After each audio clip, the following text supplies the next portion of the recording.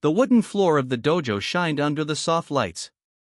The air smelled of sweat, polish, and the faint scent of green tea from the master's corner. Children and young adults moved in straight lines, their white uniforms snapping with every kick and punch. Their shouts echoed as they practiced, sharp, proud, full of energy. The room was alive with movement, youth, and strength. Then, the sliding door creaked open.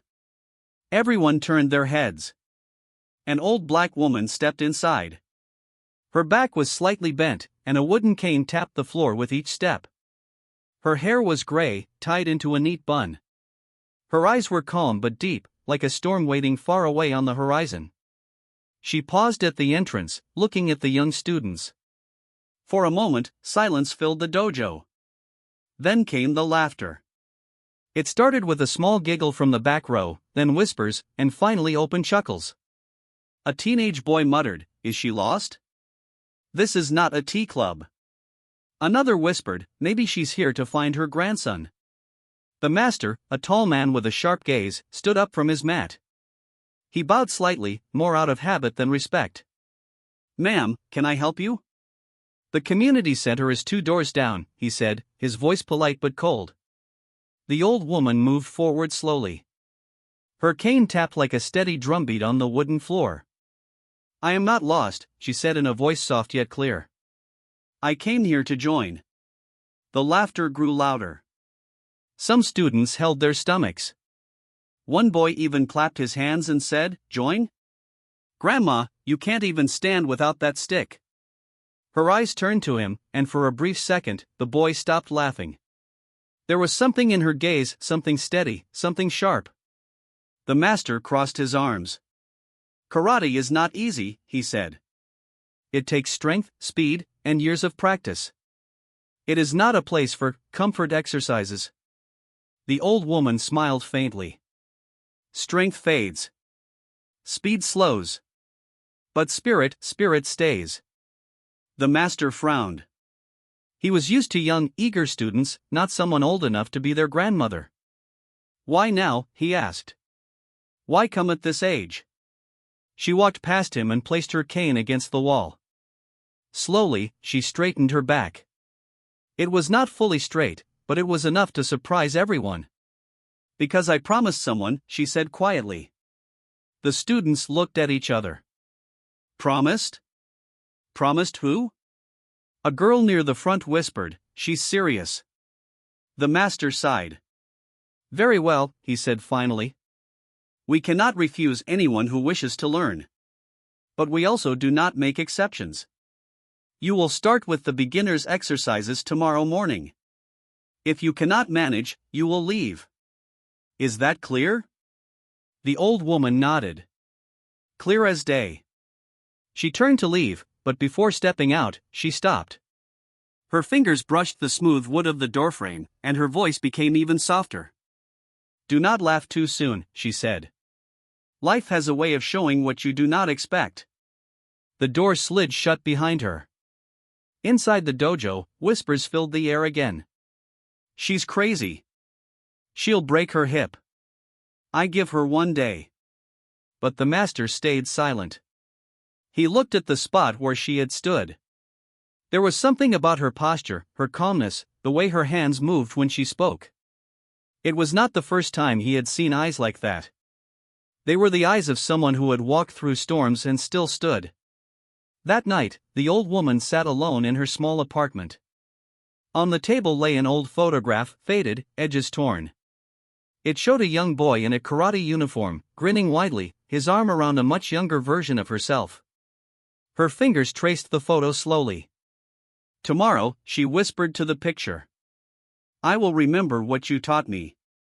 Far away, in the dojo, the master locked the doors. He could not shake the feeling that something unusual was coming. Something that would change the quiet rhythm of his students' world. The next morning, the dojo was filled with the same sound, feet sliding, hands striking, voices shouting in unison. The young students stretched, their muscles warm and ready. Some were still whispering about the old black grandma who had come yesterday. "She won't come," one boy said, tying his belt. "People like her always talk and disappear." But just as the clock touched 8, the sliding door opened again. She entered. No hesitation this time. Her cane tapped the floor, her bun was tight, and her simple clothes were neat. She bowed slowly, her eyes scanning the room as if counting each face that laughed yesterday. The master looked at her from the front mat. His arms were crossed, but his voice was steady. "You came back." She nodded. "I said I would." "Good," he said. "Then show us your will." He ordered the students to make space. They formed a wide circle, curious and still a little amused. The master gave simple instructions: warm up, stretching, basic stances. The old woman placed her cane aside and stepped into the empty space. Her knees bent slowly, her back straightened a little more. The first stretch was shaky, her arms trembled, her legs felt stiff. The whispers started again. "She can't even touch her toes," a boy said. "Give her 5 minutes, she'll sit down," another added.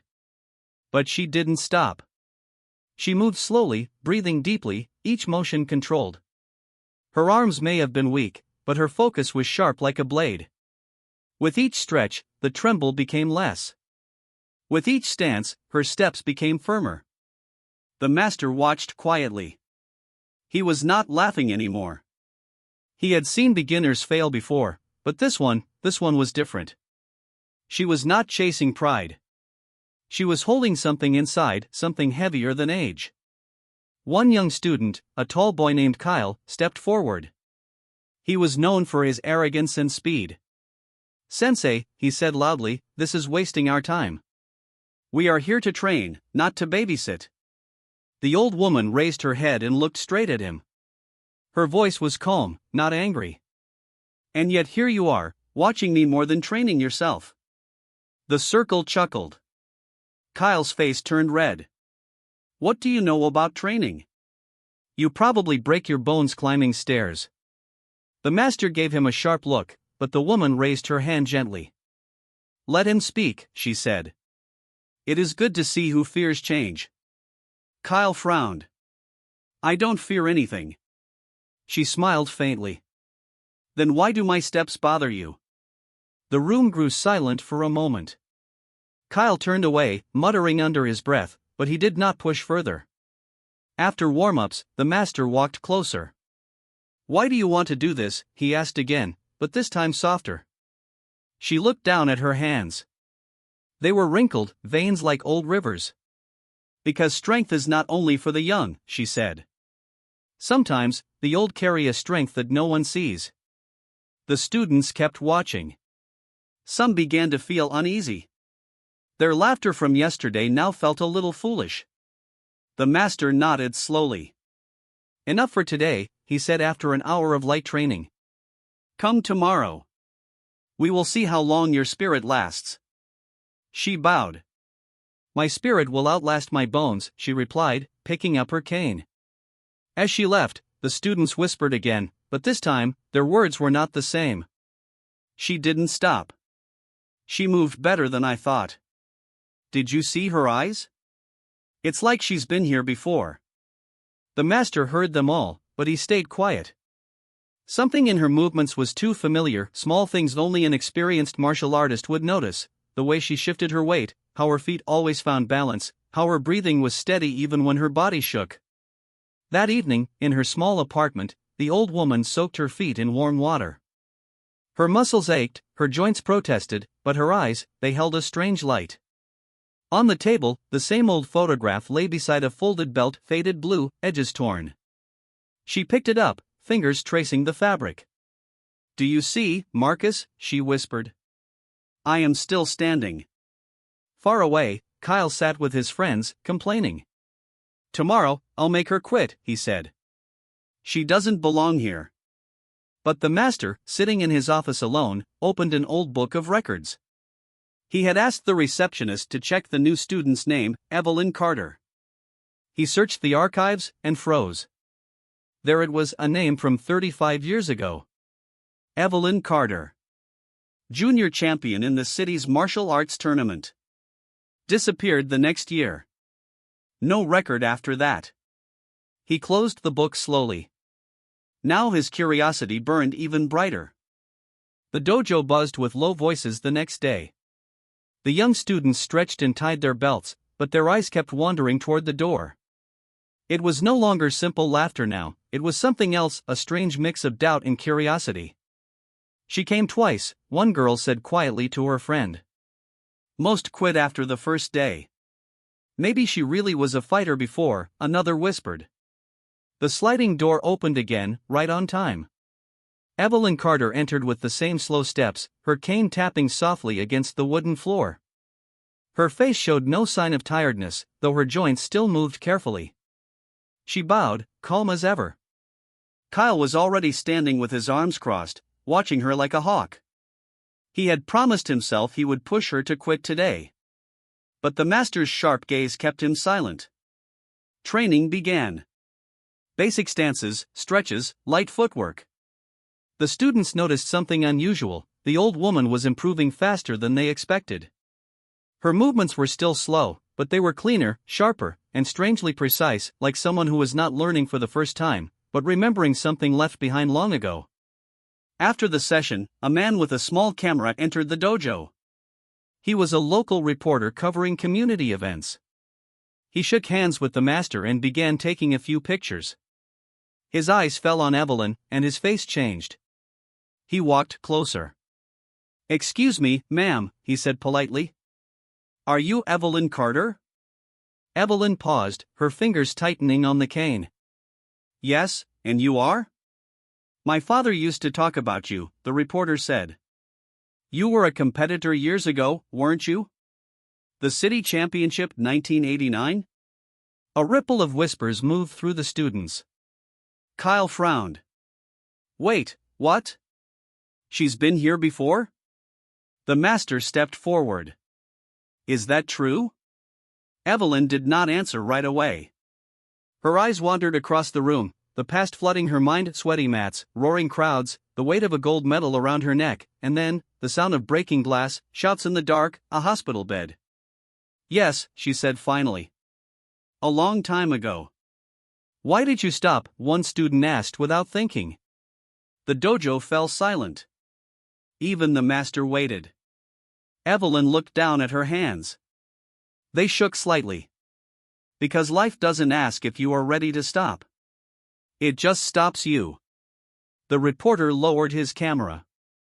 There was more to her story, that much was clear. "Would you like to share?" he asked gently. She shook her head. "Not now. I came to move, not to speak." Kyle scoffed from the back. "So, you were good once." "That was before I was even born. Doesn't mean you can keep up now." This time, the master turned sharply. "Kyle." But Evelyn raised her hand again. "Let him speak," she said, her voice calm as always. "Words cannot bruise me. Only time can." The master stepped closer to her. "Would you like to spar next week?" he asked. "A friendly match. Nothing heavy, just movement, just timing."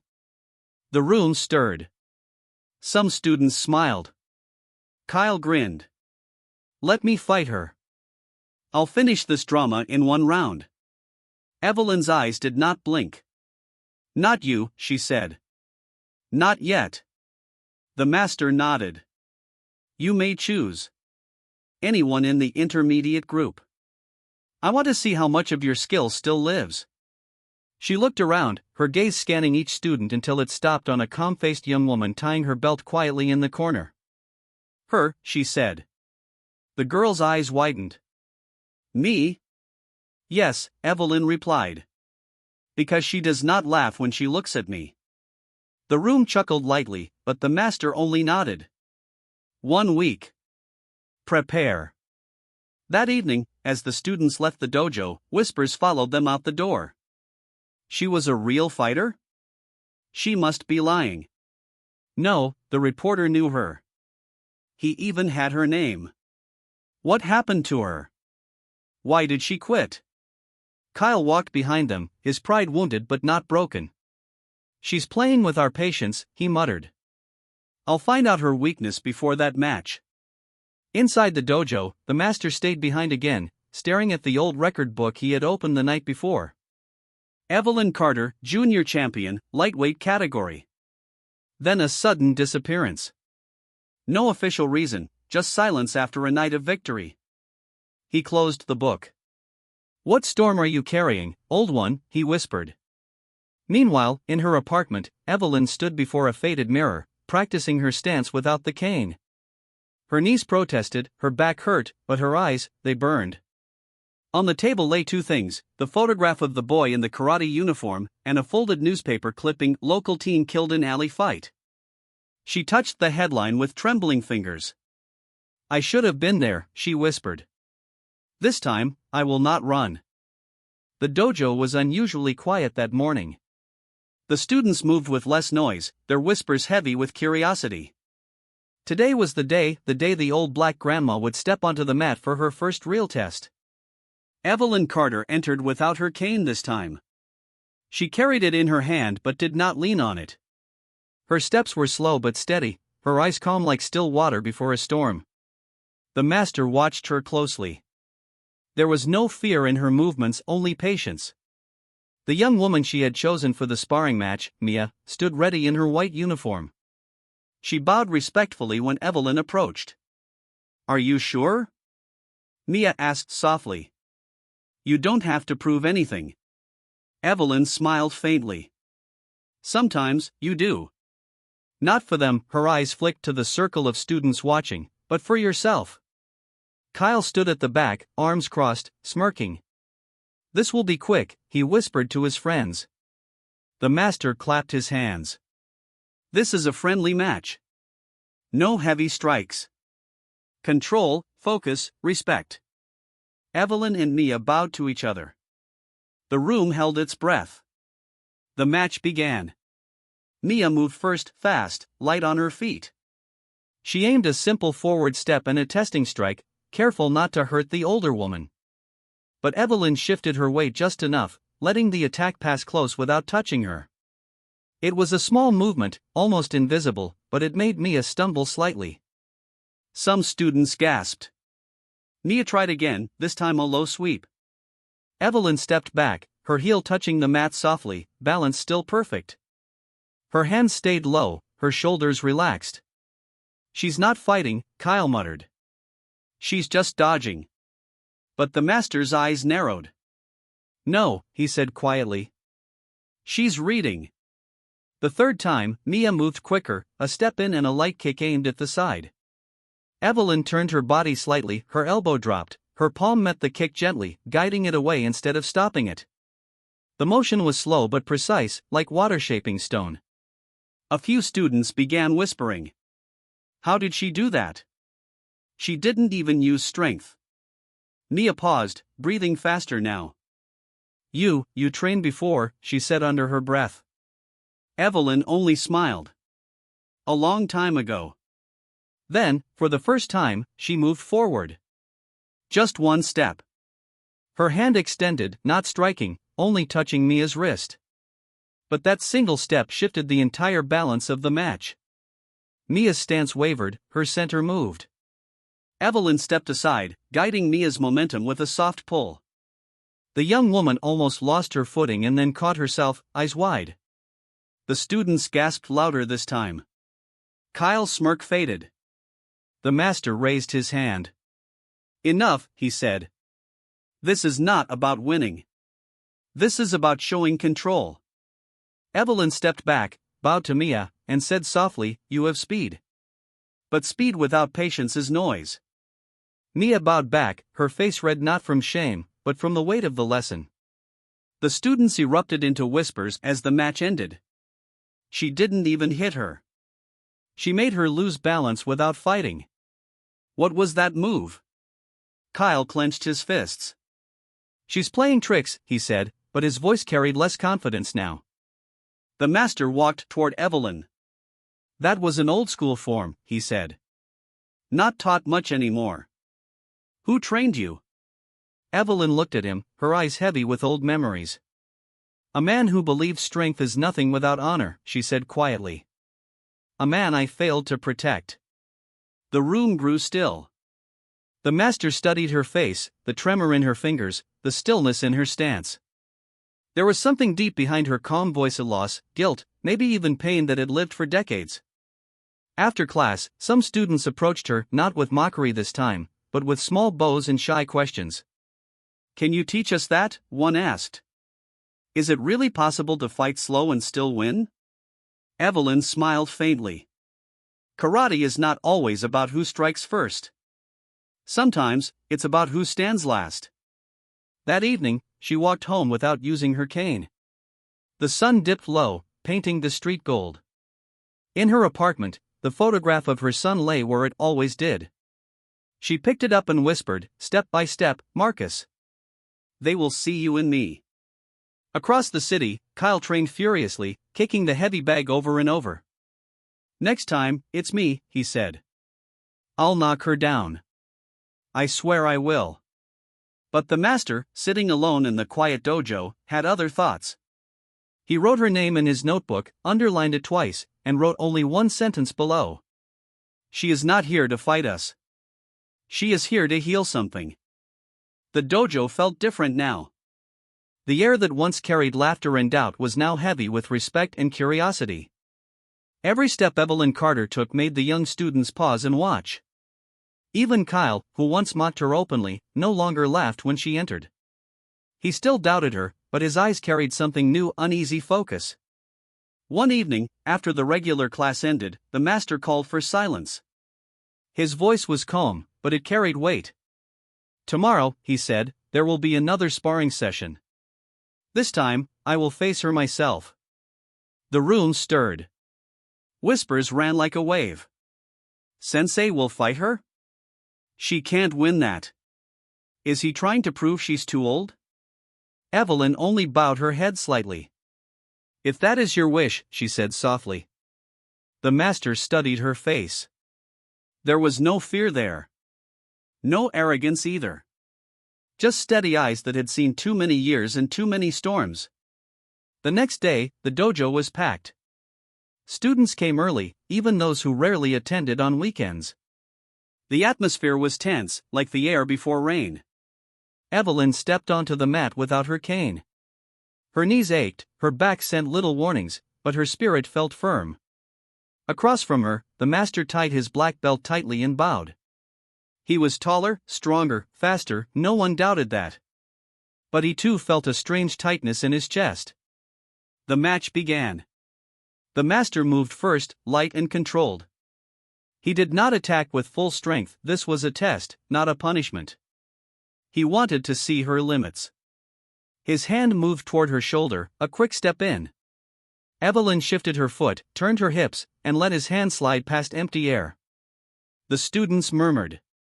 He tried again, this time a low step and a sweep. Evelyn moved slower, but her movement was clear. She let his momentum pass, her body bending just enough, her hand touching his wrist as if reminding it where to go. The master's brows furrowed. He was not being careless, yet she was reading him like a book. Minutes passed. The room was silent except for the sound of their breathing and the soft tap of bare feet on the mat. The master increased his speed slightly. Evelyn's movements became more defensive, but still measured. Then she spoke, even as she stepped aside from another strike. "You are strong," she said. "But strength is not what holds a dojo together." The master paused for a heartbeat, then circled her again. "Then what does?" She looked straight into his eyes. "Memory. Respect. The lessons that do not fade with time." He attacked once more, this time with a feint followed by a quick palm toward her chest. Evelyn didn't block it head-on, she turned, caught his wrist lightly, and used her hip to guide his weight forward. He stumbled, not enough to fall, but enough to hear a few shocked gasps from the watching students. Kyle's jaw tightened. Mia's eyes widened. The master stepped back, breathing slower now. "You were trained well," he said. Evelyn's voice dropped, a shadow crossing her face. "I was trained by my son. And then I buried him." The words landed heavier than any strike. The students froze. The master lowered his stance. "Your son?" She nodded slowly. He was my pride. My only boy. He learned here, years ago. He wanted to protect others, but one night, a fight found him before he found peace. I stopped practicing after that.